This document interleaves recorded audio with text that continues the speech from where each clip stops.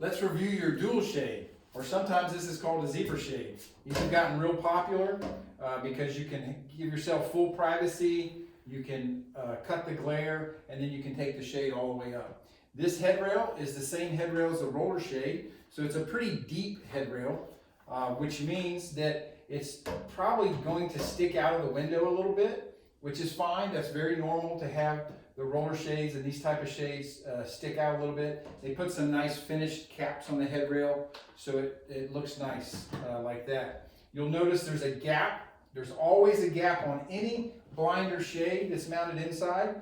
This gap happens to be about 1 inch from the drywall to the edge of the fabric.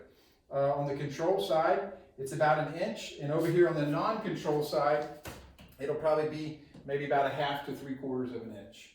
Okay, and just like the roller shade, sometimes this fabric can get frayed when they cut it at the manufacturing plant.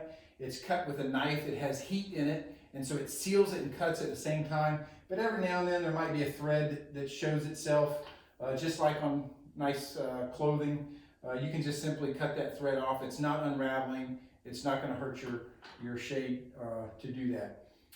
Another thing about this shade, when you bring this shade down, some people will keep bringing it down and pull the wrong side, and you'll see that it creates this gap in the fabric. Okay, so if that happens, no big deal. You just kept pulling the wrong direction. So just reverse it and pull it up, and you'll see that the fabric is nice and tight together, and that's the proper way to operate it. It's not going to hurt it if you operate it the other way, but this will operate it better. Okay, so that is your dual shade.